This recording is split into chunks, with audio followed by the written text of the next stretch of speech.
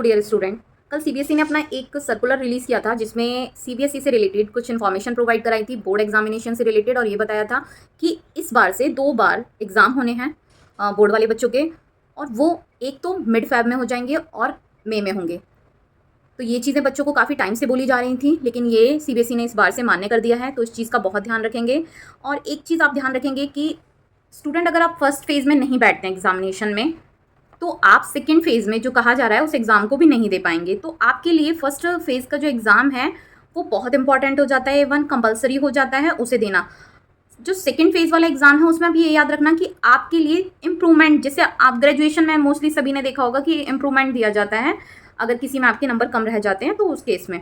अब यहाँ पर आपको 3 सब्जेक्ट में इम्प्रूवमेंट आप भर सकते हैं, और उस टाइम पे आपको ये याद रखना है कि उन 3 सब्जेक्ट को आपने मेन जब अपने फर्स्ट फेज़ वाले एग्ज़ाम दिए हों तो उसमें भी दिया ज़रूर हो, उसमें आप प्रेजेंट रहे हों, अदरवाइज़ आप उस इम्प्रूवमेंट को नहीं दे पाएंगे। और आपको जो फीस पे करनी है सीबीएसई को, जब आप फर्स्ट फेज़ की एग्जामिनेशन की फ़ीस पे करेंगे तो तभी आपको वो फ़ीस दोनों के लिए पे करनी पड़ेगी।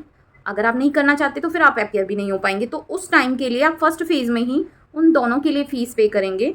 इस चीज़ का भी ध्यान रखेंगे सारे स्टूडेंट। अगर आप किसी सब्जेक्ट में क्लियर पास हैं, जैसे आपके 5 सब्जेक्ट होते हैं, तो उनमें अगर आप क्लियर पास हैं और एक आपका नॉन कंपलसरी पेपर है, तो उसके लिए आपको दोबारा से, ऐसा नहीं है कि आपको इम्प्रूवमेंट देना ही ज़रूरी है, या आप पर डिपेंड करता है। अगर आप पूरी तरह से क्लियर पास हैं तो आपके लिए वो कंपलसरी नहीं है सेकेंड एग्ज़ाम देना, ठीक है। बट अगर आपकी कंपार्टमेंट आई है तो आप कंपार्टमेंट कोटे से ही उस एग्ज़ाम को भरेंगे।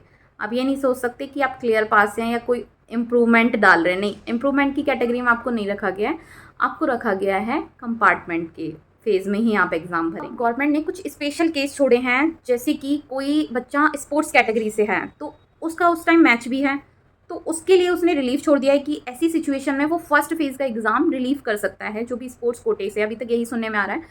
तो आप सीबीएसई वाले स्टूडेंट जो मुझसे कनेक्टेड रहते हैं मास्टरी विद पारुल पे भी, तो आप जुड़े रहें मुझसे, और इस टाइप की इन्फॉर्मेशन मैं अपने बच्चों को प्रोवाइड कराती रहती हूँ।